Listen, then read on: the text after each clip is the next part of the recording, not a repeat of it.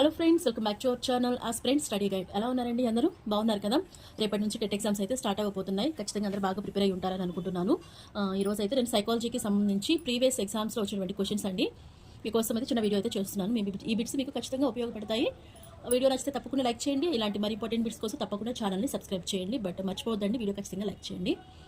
First bit చూద్దామా. Sumanth cricket ఆడడం నేర్చుకున్నాడు. ఇప్పుడు అతను కంప్యూటర్ నేర్చుకోవాలనుకుంటున్నాడు. సుమంత్ క్రికెట్ ఆడడం నేర్చుకున్నాడు. ఇప్పుడు అతను కంప్యూటర్ నేర్చుకోవాలనుకుంటున్నాడు. ఈ సందర్భంలో అభ్యసన బదలాయింపు రకము. ఇక్కడ ఏ బదలాయింపు ఉంటుందండి? ఇక్కడ క్రికెట్, ఇక్కడ కంప్యూటర్, ఒకదానికి అసలు సంబంధమే లేదు. కాబట్టి ఇక్కడ ఏమవుతుందంటే శూన్య బదలాయింపు. 25 అర్ధరహిత పదాలతో కూడిన జాబితాను గణేష్ 20 ప్రయత్నాల్లో నేర్చుకున్నాడు. 1 నెల రోజుల తర్వాత అతనిని అదే జాబితాను తిరిగి నేర్చుకోమనగా 14 రోజుల్లో నేర్చుకున్నాడు. ఫస్ట్ 20 ప్రయత్నాల్లో నేర్చుకున్నాడు, తర్వాత 14 ప్రయత్నాల్లో నేర్చుకున్నాడు. గణేష్ పొదుపు గణన, ఇక్కడ ఫార్ములా ఉంది కదండి. పొదుపు గణన ఫార్ములా ఏంటి? మొత్తం ప్రయత్నాలు మైనస్ సెకండ్ టైం చేసే ప్రయత్నాలు బై మొత్తం ప్రయత్నాలు. ఫస్ట్ ఎన్ని? 20 minus second time 14 by first time చేసిన ప్రయత్నాలు అంటే 20 మైనస్ 14 బై 20 ఇంటూ 100 వేస్తే ఇక్కడ మనకి 30% అయితే వస్తుంది. కాబట్టి తన యొక్క పొదుపు గణన ఎంతండి? 30%. సుమలతకు సంస్కృతం రాదు, కానీ భగవద్గీతలోని సంస్కృత శ్లోకాలను తప్పు లేకుండా చెప్పగలదు. తనకి సంస్కృతం రాదు, కానీ భగవద్గీతలోని సంస్కృత శ్లోకాలను తప్పు లేకుండా చెప్పగలదు. అంటే అది దేనికి రీజన్ అవుతుందండి? బట్టి స్మృతి. ప్రత్యక్ష, పరోక్ష, ప్రత్యామ్నాయ, స్వీయ పునర్బలాలను ప్రతిపాదించిన వారు. ఇక్కడ ఉన్న ఆప్షన్స్లో బందూరా, స్కిన్నర్ కార్యసాధక, పావ్లోవ్ శాస్త్రీయ నిబంధన, వైగోట్స్కీ సాంఘిక నిబంధన సిద్ధాంతం. వీటిని ప్రతిపాదించింది ఎవరండి? Bandura. Animal intelligence experimental studies అను గ్రంథ రచయిత ఎవరు? యానిమల్ ఇంటెలిజెన్స్ ఎక్స్పెరిమెంటల్ స్టడీస్ అను గ్రంథ రచయిత థార్నడైక్. ఇవన్నీ ఏంటంటే డైరెక్ట్ బుక్ నేమ్ ఇచ్చేసి ఆ బుక్ గ్రంథ రచయిత ఎవరు అనేది ఈ బిట్స్ అనేది ఇవ్వడానికి అయితే అవకాశం ఉంది. పావ్లో ప్రయోగంలో కుక్క తాను నిబంధన చేయబడిన గంట శబ్దానికి మాత్రమే లాలాజలాన్ని స్రవించి మిగతా శబ్దాలను లాలాజలం స్రవించకపోవడం కారణం. అంటే పర్టికులర్గా దానికి ఒక అయితే ఐడియా ఉంది, దేనికి రెస్పాండ్ అవ్వాలి, వేటిని పట్టించుకోకూడదు అని పర్టికులర్గా స్పెసిఫిక్గా తనకు ఒక రీజన్ అయితే ఉంది. కాబట్టి ఇది విచక్షణ. పర్టికులర్గా ఒక విషయంపై అవగాహన ఉండడం అనేది విచక్షణ. బోధన యంత్రాలను మొదటిసారి ఉపయోగించిన వారు ప్రెస్సింగ్. ఇవన్నీ డైరెక్ట్ బిట్స్. స్కఫోల్డింగ్ అనగా సహకారం అందించడం అంటే ఏంటి? ఒక పదాన్ని నేర్చుకోవడానికి ట్రై చేస్తున్నప్పుడు అది నేర్చుకోవడానికి ఏమైతే అవసరమో దానికి సంబంధించిన సహకారం అందించడాన్ని ఏమంటారు అని అంటే స్కఫోల్డింగ్ అంటాము. అర్థమవుతుందండి? స్కఫోల్డింగ్ అనగా సహకారం అందించడం. ప్రీవియస్ టెట్ రాసిన వాళ్ళు అయితే ఖచ్చితంగా ఐడియా ఉంటుందండి. మనం ఈ బిట్స్ అనేది రివైజ్ చేస్తూ ఉంటే మనకి ఐడియా వస్తుంది ఖచ్చితంగా. ఇవి ప్రీవియస్ ఎగ్జామ్స్లో వచ్చిన బిట్సే. ఇంకా చూద్దామా. మానసిక చలనాత్మక రంగములకు సంబంధించినవి మనకి 3 రంగాలు అయితే ఉన్నాయి కదండి. జ్ఞానాత్మక, భావావేశ, మానసిక చలనాత్మక రంగాలు. ఇక్కడ మానసిక చలనాత్మక రంగానికి సంబంధించింది అనుకరణ.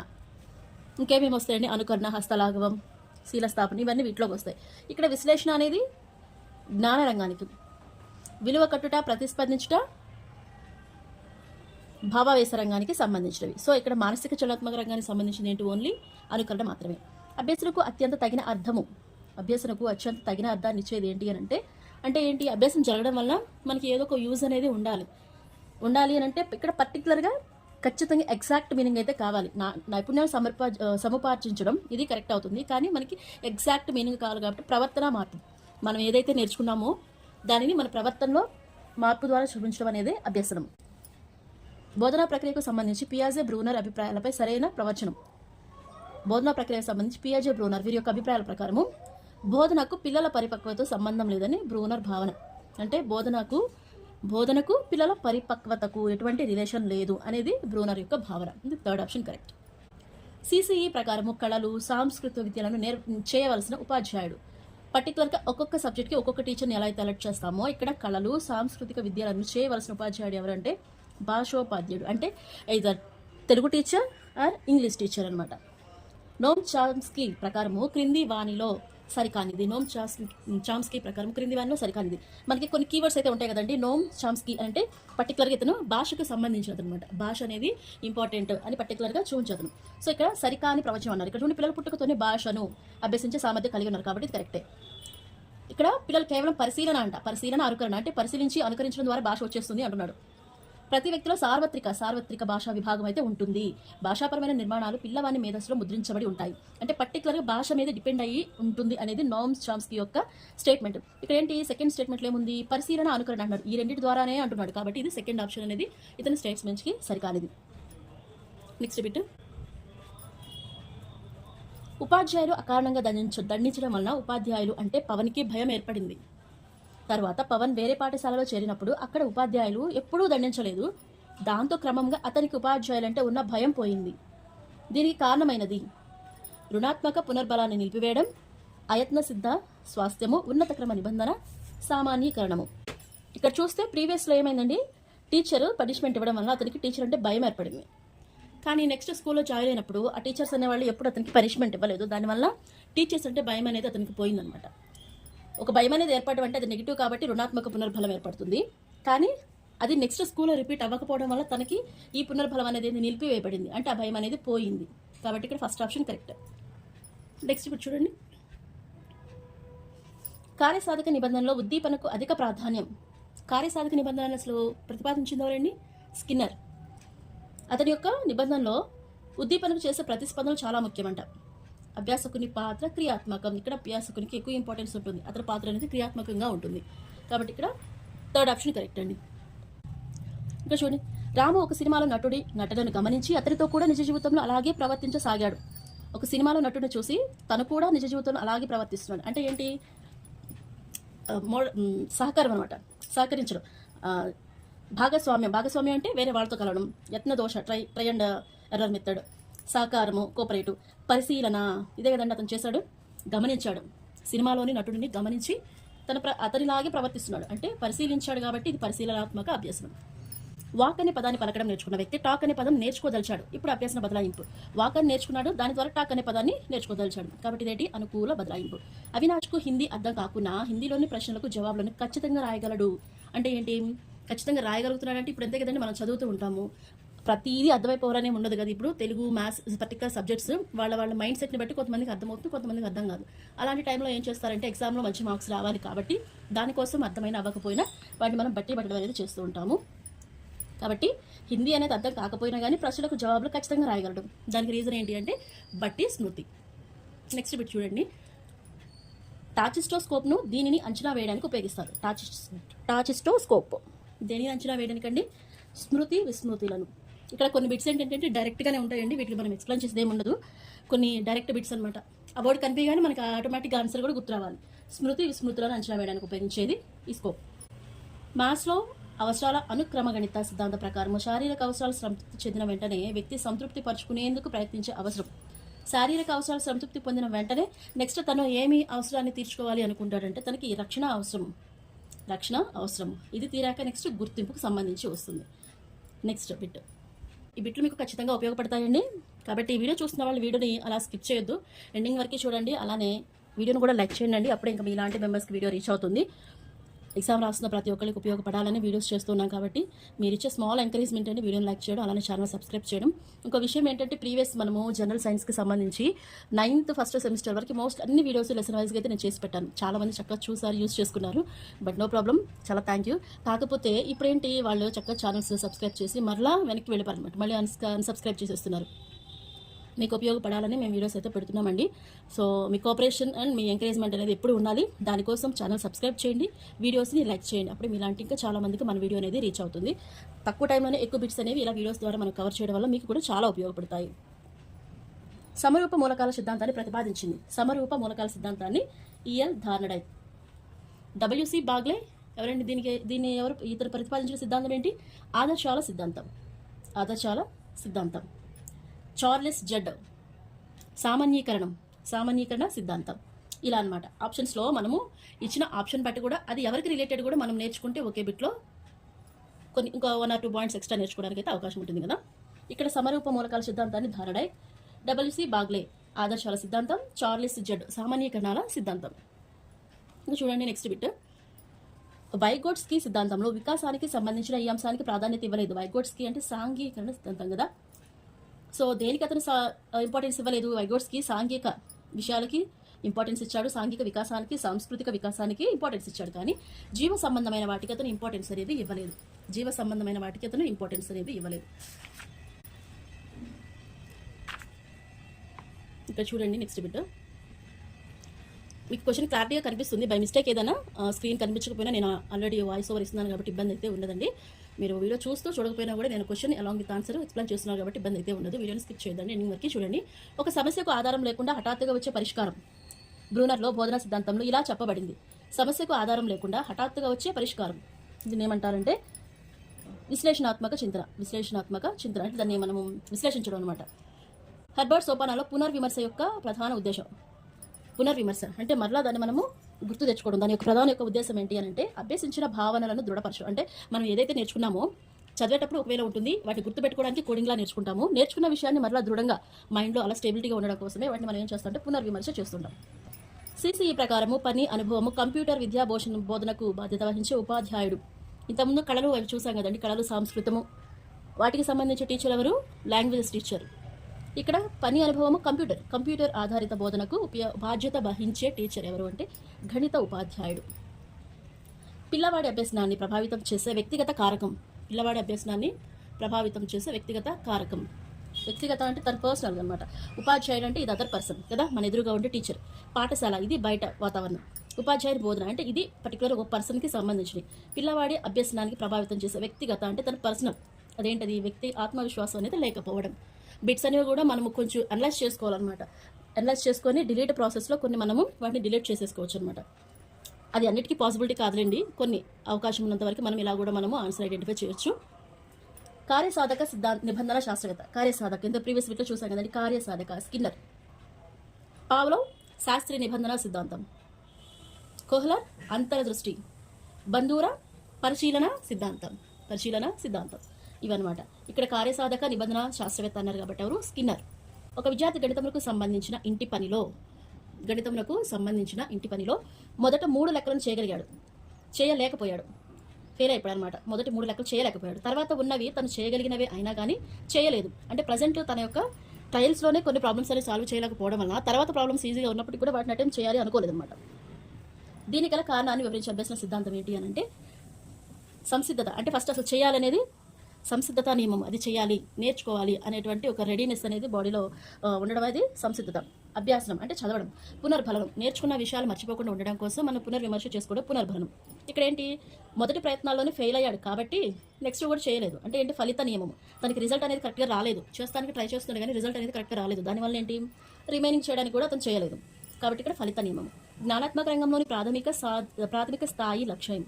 జ్ఞానాత్మక రంగంలోని ప్రాథమిక స్థాయి లక్ష్యం. ప్రతి రంగంలోనూ 2 లక్ష్యములు ఉంటాయి. ఏంటి? ప్రాథమిక స్థాయి లక్ష్యము, నిమ్న స్థాయి లక్ష్యము. ప్రాథమిక అంటే ఏంటంటే ఇక అది ఇంపార్టెంట్ అనమాట. ఆ రంగంలో అదే మెయిన్ లెవెల్. నిమ్న స్థాయి అంటే తక్కువ వాల్యూ, తక్కువ క్వాలిటీకి సంబంధించింది. అంటే తక్కువ వాల్యూకి రిలేటెడ్గా ఉండేదాన్ని నిమ్న స్థాయి అంటాము. ఎక్కువ ప్రయారిటీ ఉండేదాన్ని ఏమంటామంటే ప్రాథమిక స్థాయి. సో జ్ఞానాత్మక రంగంలో ప్రాథమిక స్థాయి లక్ష్యం ఏది అంటే జ్ఞానము. ప్రతి బిట్ ఎక్స్ప్లెయిన్ చేయడం వల్ల మనకి ఉపయోగం అయితే ఉంటుందండి. ఏదో బై హార్ట్ చేసినట్టు 1 by 1 చెప్పుకుంటూ పోతే మేబీ టైం సేవ్ అవ్వచ్చేమో కానీ ఎగ్జామ్ టైంలో ఆన్సర్ ఐడెంటిఫికేషన్ ఉండదు. కానీ ఇలా ఎక్స్ప్లెయిన్ చేయడం వల్ల ఏమవుతుందంటే మీకు కూడా కొత్త ఇన్ఫర్మేషన్ అనేది గ్యాదర్ అవుతుంది. ఓకే, ఈ విధంగా ఇది ఆన్సర్ సూట్ అవుతుందనే ఒక ఐడియాకి అయితే రావడానికి ఛాన్స్ ఉంటుంది. కాబట్టి పాసిబిలిటీ ఉన్న దగ్గర చెప్తూ ఉన్నాను. క్రింది వానిలో విభిన్నమైన దానిని గుర్తించండి. అమ్నీషియా, అవరోధము, ఫ్యూగ్. ఇవన్నీ ఏంటి? విస్మృతికి సంబంధించినవి. విస్మృతికి అంటే మర్చిపోవడానికి సంబంధించినటువంటి వర్డ్స్. గుర్తింపు అనేది స్మృతికి సంబంధించింది కాబట్టి ఇక్కడ విభిన్నమైనది, డిఫరెంట్గా ఉన్న వర్డ్ ఏంటి అంటే ఈ 3 ఒకటే ఉంటే ఇది కొంచెం డిఫరెంట్గా ఉంది కాబట్టి 4th one is the correct answer. స్మృతి చిహ్నాల గురించి పేర్కొన్న శాస్త్రవేత్త. స్మృతి చిహ్నాల గురించి ఎబ్బింగ్ హౌస్. ఇవి డైరెక్ట్ బిట్స్ కదండి. Ebbinghaus. అభ్యసన ప్రక్రియలో సమస్య పద్ధతిని, ప్రాజెక్టు పద్ధతిని ఉపయోగించాలనే అభ్యసన సిద్ధాంతం. ఈ రెండింటిని ఖచ్చితంగా ఉపయోగించాలి. అభ్యసన ప్రక్రియ జరుగుతున్నప్పుడు సమస్య పద్ధతి నేర్చుకోవాలి, ప్రాజెక్టు పద్ధతిని ఉపయోగించాలి. వీటి ద్వారానే అభ్యసనం అనేది సమర్థవంతంగా జరుగుతుంది అని తెలియచేసేటువంటి అభ్యసన సిద్ధాంతం ఏంటంటే అంతర్దృష్టి అభ్యసన సిద్ధాంతం. నెక్స్ట్ అంతర్దృష్టి అభ్యసన సిద్ధాంతం అదేనండి. ఒకవేళ బై మిస్టేక్ ఎక్కడైనా ఆన్సర్స్ కనుక రాంగ్ ఉంటే మీరు కామెంట్ చేయండి. మరలా ఆ క్వశ్చన్ నేను హైలైట్ చేసి వేరే వీడియోలో మరలా నేను చెప్తాను. కుడివైపు స్టీరింగ్ ఉన్న కారు నడపడానికి అలవాటు పడిన వ్యక్తి ఎడమవైపు స్టీరింగ్ ఉన్న కారు నడిపేటప్పుడు జరిగే అభ్యసన బదలాయింపు రకం. కుడివైపు నుంచి ఎడమ వైపుకి కదండి. ఇలా అభ్యసన బదలాయింపు ప్రక్రియ ఏమవుతుంది? ద్విపార్శ్వ బదలాయింపు. ద్విపార్శ్వ బదలాయింపు. అంతర్దృష్టి అభ్యసనం దీనిని సమర్థిస్తుంది. ఇక్కడ అంతర్దృష్టి అభ్యసనం అంటే ఏకమొత్తంగా జరిగేటువంటి అభ్యసన పద్ధతి, భాగాల వారీగా జరిగే అభ్యసన పద్ధతి, ముక్కలుగా అభ్యసించే పద్ధతి, పరిశీలన అభ్యసన పద్ధతి. ఇక్కడ అంతర్దృష్టి అభ్యసనానికి సంబంధించింది ఏంటంటే ఏకమొత్తంగా అభ్యసన పద్ధతి అయితే ఉంటుంది. అంటే భాగాలుగా నేర్చుకోవడం ఉండదు, డైరెక్ట్గా ఓవరాల్గా మనకి నేర్చుకునేలా ఉంటుందన్నమాట. కాబట్టి దీనికి సంబంధించింది ఏకమొత్తం అభ్యసన పద్ధతి. బట్ ఇది సరళమైన పద్ధతి కాదు, సంక్లిష్టం అంటే కాంప్లెక్స్ అనమాట. కాంప్లెక్సిటీ ఎక్కువ దీంట్లో, కష్టం. ఇలా మొత్తం విషయాన్ని ఒక్కసారి నేర్చుకోవడం అనేది కష్టం కదా. కాబట్టి ఈ అంతర్దృష్టి అభ్యసనాన్ని ఏది సమర్థిస్తుందంటే ఏకమొత్తం అభ్యసన పద్ధతి. పిల్లవాని పరంగా మూల్యాంకనం యొక్క పూర్తి ప్రయోజనం. పిల్లవాని పరంగా మూల్యాంకనం యొక్క పూర్తి ప్రయోజనం అంటే దీనివల్ల పిల్లాడికి వచ్చే ఉపయోగం ఏంటి? దీనివల్ల మూల్యాంకనం వల్ల పిల్లవానికి జరిగేటువంటి ఉపయోగం, పిల్లవాని నిష్పాదనను మదింపు చేయడానికి, పరీక్షలు చూసి రాయడానికి అవకాశం లేకుండా నిర్వహించడానికి, సబ్జెక్టుల్లో ఉపాధ్యాయుని లోటుపాట్లు అంటే టీచర్ ఎలా చెప్తున్నాడు అనేది మనము గుర్తించడానికంట. అంత అయితే స్టూడెంట్కి ఉండదు కదండి. పిల్లవాని ప్రవర్తన మార్పులు ఆశించిన మేరకు జరిగింది లేనిది మదింపు చేయడానికి. అంతే కదా. పిల్లవానికి మూల్యాంకనం యొక్క పూర్తి ప్రయోజనం వాడికి ఎలా ఉపయోగపడుతుంది? అతనిని పిల్లవానిలో మనం అనుకున్నటువంటి మార్పులు, పిల్లవాని ప్రవర్తనలో మనం ఆశించిన మేరకు మార్పులు జరిగాయా లేదా అనేది మదింపు చేయడానికి ఈ మూల్యాంకనం అనేది ఉపయోగపడుతుంది.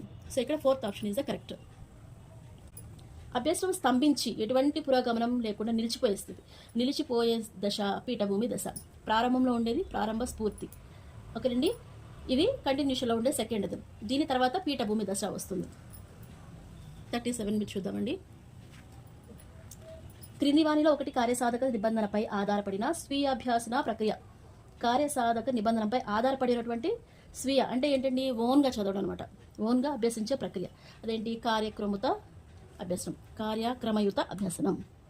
పరీక్షలలో ఇచ్చే బహుళైచ్ఛిక ప్రశ్నలు ఈ స్మృతికి సంబంధించినవి. ఇప్పుడు మనం ఎగ్జామ్స్ రాస్తూ ఉన్నాం కదా, మనం రాసే ఆల్ కాంపిటేటివ్ ఎగ్జామ్స్లో ఇలా మల్టిపుల్ క్వశ్చన్స్ అనేవి ఇచ్చి ఆన్సర్ ఐడెంటిఫై చేయడం. ఇది ఏ స్మృతికి సంబంధించిందండి? అవధానం గుర్తు తెచ్చుకోవడమా, చదవడమా, ధారణ గుర్తు తెచ్చుకోవడమా, పునఃస్మరణ రికాల్ చేసుకోవడమా, గుర్తింపు, ఆన్సర్ ఐడెంటిఫికేషన్ చేయడం. ఇచ్చినటువంటి ఆప్షన్స్లో ఇది కరెక్ట్ అని మనము డైరెక్ట్గా ఆన్సర్ అనేది ఐడెంటిఫై చేయడం కాబట్టి గుర్తింపు. ఇది అభ్యసనం అనే లెసన్కి సంబంధించిన బిట్స్ అండి కంప్లీట్గా. ఒక అబ్బాయి తన తరగతిలో చదువులో మొదటి స్థానంలో ఉండాలని బాగా చదివి మొదటి స్థానం సంపాదించాడు. తనకి ఇంట్రెస్ట్ అనమాట, చదువు అంటే తరగతిలో అందరికంటే నేనే ఫస్ట్ ప్లేస్లో ఉండాలని అతనికి ఇంట్రెస్ట్. దానికోసం బాగా చదివాడు, ఫస్ట్ ప్లేస్ని సంపాదించాడు. ఉండాలని ఆశపడడం అనేది తన ఇంటర్నల్ ఫీలింగ్ అనమాట. పక్క వాళ్ళు ఎవరో తనని ఎంకరేజ్ చేసింది కాదు, తన ఇంటర్నల్ ఫీలింగ్. కాబట్టి అదేంటి? అంతర్గత ప్రేరణ. ఎన్కోడ్ రూపంలో ఉన్న స్మృతి చిహ్నాలు డీకోడ్ అయ్యి అసలు రూపాన్ని పొందే ప్రక్రియని ఏమంటాము అంటే ధారణ, చదవడము, జ్ఞప్తికి తెచ్చుకోవడము. ఇది గుర్తింపు, పునరభ్యాసం. సో కాబట్టి ఇక్కడ దేనికి చెప్పబోతుంది? ఎన్కోడ్ రూపంలో ఉన్న స్మృతి చిహ్నాలను డీకోడ్ అయ్యి అసలు రూపానికి పొందే ప్రక్రియ. అంటే ఒక కొత్త విషయాన్ని మనం నేర్చుకోవాలంటే డైరెక్ట్గా అయితే కొంతమందికి అది అర్థం కాదు. దాన్ని ఏంటంటే మన వేలో దాన్ని మనం కొన్ని కోడ్స్ ద్వారా గుర్తుపెట్టుకుంటాము. కానీ అలా కోడ్స్లో ఉన్నదాన్ని మరలా తిరిగి అది ఏ ఫామ్లో మనం నేర్చుకున్నామో అదే ఫామ్లోకి మార్చి తేవడాన్ని ఏమంటారు? జ్ఞప్తికి తెచ్చుకోవడం. అసలు ఆన్సర్ ఏంటి, పర్టికులర్గా ఆన్సర్ ఏంటి, ఎలా ఉంది ఆన్సర్ అనేది మనం ఐడెంటిఫై చేయడాన్ని ఏమంటారంటే జ్ఞప్తికి తెచ్చుకోవడము. బ్రూనర్ ప్రకారం సరైన బోధనా క్రమము. బ్రూనర్ అంటే దేనికి సంబంధించినటువంటి పరిశీలన సిద్ధాంతం. బ్రూనర్ ఇతని యొక్క సరైన బోధనా క్రమం ఏంటి అంటే క్రియాత్మకంగా ఉండాలి, అన్ని చిత్ర ప్రతిమా పద్ధతి అంటే పర్టికులర్ డ్రాయింగ్స్ రిలేటెడ్ ప్రతీకాత్మక పద్ధతి. సో ఇది ఇతని యొక్క బోధనా క్రమం. క్రియాత్మకంగా ఉండాలి, చిత్ర ప్రతిమా పద్ధతి, ప్రతీకాత్మక పద్ధతి. 42 మానసిక చలనాత్మక రంగానికి సంబంధించిన లక్ష్యం. మానసిక చలనాత్మక రంగము 3 రంగాల్లో ఇది లాస్ట్ కదా. మానసిక చలనాత్మక రంగానికి సంబంధించినది. మూల్యాంకనం అంటే జ్ఞానాత్మక, ప్రతిస్పందించడం భావావేశ రంగం, స్వాభావీకరణం కూడా భావావేశ రంగం. శీలస్థాపనం అనేది మానసిక చలనాత్మక రంగానికి సంబంధించినది. శీలస్థాపనం ఇది మానసిక చలనాత్మక రంగానికి సంబంధించినవి. ఓకేనండి, నేను చెప్తున్నాను కదండి, బై మిస్టేక్ ఎక్కడైనా ఇన్ కేస్ బిట్ ఎక్కడైనా రాంగ్ చెప్పుంటే మీరు ఆన్సర్ కామెంట్ చేయండి. నేను చదువుతున్నాను కాబట్టి నాకు ఆన్సర్ అనేది తెలుస్తుంది. మీతో పాటు నేను కూడా ప్రిపేర్ అవుతున్నాను ఎగ్జామ్స్కి. సో దానికోసం అనమాట, అందరికీ ఉపయోగపడుతుంది. నేను చదవడం వల్ల నాకు ఉపయోగపడుతుంది, ఈ వీడియోస్ చూడడం వల్ల మీకు ఉపయోగపడాలనే ఉద్దేశంతోనే నేను ఇలా అయితే వీడియోస్ చేస్తున్నాను. కార్యక్రమయుత అభ్యసనానికి మూలమైన అభ్యసన సిద్ధాంతము. కార్యక్రమయుత అభ్యసనానికి ఇదే బిట్ అనేది ప్రీవియస్లో కూడా వచ్చింది, ఇదే క్వశ్చన్. కార్యక్రమయుత అభ్యసనానికి మూలమైనది అని అంటే కార్యసాధక నిబంధనానికి మూలమైనది అంటే కార్యక్రమయుత అభ్యసనం. ఈ రెండు. అభ్యాసకుడు ఒక ప్రముఖ వ్యక్తిని నేరుగా లేదా టెలివిజన్లో చూసి వారి ప్రవర్తనలను, వైఖరులను అనుకరించి అభ్యసించడమే ఏమి ప్రక్రియ? ఆ పద్ధతి ఏంటి నాకు అడిగారు, అదేంటి? పరిశీలనాత్మక అభ్యసన పద్ధతి. అలా జరిగే ప్రక్రియ, అలా అభ్యసించే ప్రక్రియను ఏమంటామంటే వైకారియస్ మోడలింగ్. మోడలింగ్. సెల్ ఫోన్ కొన్న తర్వాత రిస్ట్ వాచ్ వాడడం మానేసిన అమ్మాయి ఇప్పటికీ కూడా అప్పుడప్పుడు సమయం కోసం తన చేతి మణికట్టు వైపు చూడడం అనేది, అంటే తనకి ఫస్ట్లో వాచ్ పెట్టుకోవడం అలవాటు ఉంది, కానీ సెల్ ఫోన్ కొన్న తర్వాత మనకి టైం అనేది దానిలో కూడా తెలుసుకోవడం అలవాటు ఉంది కాబట్టి, టైం ఉంది కాబట్టి వాచ్ పెట్టడం మానేసింది. కానీ అంతకుముందు పెట్టుకున్న అలవాటు అనేది ఉండడం వల్ల అన్ఎక్స్పెక్టెడ్గా అనుకోకుండానే తను మణికట్టు వైపు చూస్తూ ఉన్నాను టైం ఎంత అయింది అని వాచ్ కోసం. అంటే ఏంటి ఇది అయత్న సిద్ధాంతం, అంటే యత్నం ప్రయత్నం అనేది లేకుండానే అలా చేతి మణికట్టు వైపు టైం కోసం చూడడం అనేది అయత్న స్వాస్థ్యం, అయత్న సిద్ధ స్వాస్థ్యం. So 4th option correct. ఈ వీడియోలో అయితే 50 బిట్స్ వరకు అయితే నేను ఈ వీడియో చేస్తానండి. రిమైనింగ్ బిట్స్ నెక్స్ట్ వీడియోలో చూద్దాము. బట్ ఈ వీడియో మీకు ఉపయోగపడితే ఖచ్చితంగా వీడియోని లైక్ చేయండి, ఎండింగ్ వరకు చూడండి, అప్పుడే మీకు తెలుస్తుంది. వ్యక్తి తన చుట్టూ ఉన్న ప్రపంచాన్ని గురించి జ్ఞానాన్ని పొంది దానితో వ్యవహరించడానికి తోడ్పడే అభ్యసనం. తన చుట్టూ ఉన్న ప్రపంచాన్ని గురించి జ్ఞానాన్ని పొంది దానితో వ్యవహరించడానికి తోడ్పడే అభ్యసనం ఏంటంటే సంజ్ఞానం. సంజ్ఞానం అంటే మంచి జ్ఞానంతో నేర్చుకున్న ప్రపంచం నుంచి నేర్చుకునే జ్ఞానం అనేది దాంట్లో కొంత మంచి ఉంటుంది, చెడు ఉంటుంది, కాబట్టి వాటిలో ఏది మంచిదో దాన్ని మాత్రమే ఉపయోగించుకోవడానికి సంజ్ఞానం. క్రింది వాళ్ళని సరికాని జతను గుర్తించండి. నిర్మాణాత్మక వైగోట్స్కి, బోబోడాల్ స్టడీ ఆల్బండూరా, బహుకారక సిద్ధాంతం థర్స్టన్, బహుళ ప్రజ్ఞా సిద్ధాంతం గార్డినర్. ఇక్కడ ఉన్నటువంటి ఈ 3 కరెక్ట్ అండి. బహుకారక సిద్ధాంతాన్ని ప్రతిపాదించిన వారు థర్స్టన్ కాదు, థార్నడైక్, ఈఎల్ థార్నడైక్. ఈయన బహుకారక సిద్ధాంతాన్ని ప్రతిపాదించాడు, థర్స్టన్ కాదు, థార్నడైక్. ఈ సిద్ధాంతం ప్రకారం మోటార్ కారు ఇంజిన్ బాగు చేయగల వ్యక్తి మోటార్ బోటును కూడా బాగు చేయగలడు. మోటార్ కారు ఇంజిన్ని, మోటార్ బోటుకు సంబంధించిన ఇంజిన్ కూడా, మోటార్ బోటు అంటే దాంట్లో ఉన్న ఇంజిన్ కూడా బాగు చేయడమే కదా. సో ఆ పద్ధతిని ఏమంటారంటే సామాన్యీకరణం. అంటే ఇక్కడ ఇంజిన్ ఉంది, సేమ్ వర్క్ అనేది ఇక్కడ కూడా ఉపయోగపడుతుంది కాబట్టి సామాన్యీకరణం అనమాట, సామాన్యీకరణ సిద్ధాంతం. బోధనాభ్యాస పరంగా మూల్యాంకనం యొక్క పూర్తి ప్రయోజనం. ఎవల్యూషన్ యొక్క పూర్తి ప్రయోజనం ఏంటి అంటే బోధనాభ్యాసం టీఎల్ఎం, టీచర్ లెర్నింగ్ మెటీరియల్స్ ఎంతవరకు ఉపయోగపడిందో మదింపు చేయడం, బోధనాభ్యాసంలో ప్రయోజనాలు లోపాలను మదింపు చేయడానికి, అంతే కదా. దాని యొక్క మెయిన్ రీజన్ ఏంటి అంటే మనం అనుకున్న లక్ష్యాలు ఎక్కడి వరకు చేరాము, ఇంకా ఏమైనా లోపాలు ఉన్నాయా అవి తెలుసుకోవడానికి మనకి బోధనాభ్యాస పరంగా మూల్యాంకనం అనేది ఉపయోగపడుతుంది. బోధన శిక్షణ సిద్ధాంతాన్ని ప్రతిపాదించిన మరియు ది ప్రాసెస్ ఆఫ్ ఎడ్యుకేషన్, ఇలాగ బుక్స్ అయితే చాలా ఇంపార్టెంట్ అండి. ది ప్రాసెస్ ఆఫ్ ఎడ్యుకేషన్ మన ఇదంతా కూడా కాదు, అంటే బోధన శిక్షణ సిద్ధాంతాన్ని ప్రతిపాదించిన, అంటే ఈ పుస్తక రచయితే ఈ సిద్ధాంతాన్ని కూడా ప్రతిపాదించాడు. అంటే క్వశ్చన్లో కూడా మనకి 2 బిట్స్ ఉన్నాయి. బోధన శిక్షణ సిద్ధాంతాన్ని ప్రతిపాదించిన అతను, అలాగే ది ప్రాసెస్ ఆఫ్ ఎడ్యుకేషన్ పుస్తకాన్ని రచించిన మనోవిజ్ఞాన శాస్త్రవేత్త. ఎవరండి మనోవిజ్ఞాన శాస్త్రవేత్త? ఇక్కడ ఎవరు? Jerome Bruner. జెరోమ్ బ్రూనర్ ఈయన బోధన శిక్షణ సిద్ధాంతాన్ని అలానే ది ప్రాసెస్ ఆఫ్ ఎడ్యుకేషన్ పుస్తకాన్ని రచించారనమాట. బ్రూనర్ శిక్షణ సిద్ధాంతం, బండూరా పరిశీలనాత్మక సిద్ధాంతం. ప్రీవియస్ బిట్లో మేబీ ఇక్కడ మిస్టేక్ అయి ఉండొచ్చు అనుకుంటున్నాను, ఒకసారి అయితే ఈ బిట్ చూసుకోండి. జెరోమ్ బ్రూనర్ శిక్షణ సిద్ధాంతం, బండూరా పరిశీలనాత్మక సిద్ధాంతం. వైగోట్స్కి సాంఘిక వికాస సిద్ధాంతం, సాంఘిక సాంస్కృతిక వికాసం. ఇలాగా ఓకేనండి. సో ఇప్పటివరకు అయితే 50 బిట్స్ అయితే కవర్ చేశానండి. ఈ వీడియో ఎండింగ్ వరకు చూడండి, మీకు ఖచ్చితంగా ఉపయోగపడుతుంది. అలాగే మీ ఫ్రెండ్స్కి షేర్ చేయండి, ఎగ్జామ్ ప్రిపేర్ అవుతున్న వాళ్ళందరికీ షేర్ చేయండి. ఇలాంటి మరిన్ని ఇంపార్టెంట్ బిట్స్ అండ్ వీడియోస్ కోసం తప్పకుండా ఛానల్ సబ్స్క్రైబ్ చేసి వీడియోని లైక్ చేయండి, మీ ఫ్రెండ్స్కి షేర్ చేయండి. Thank you.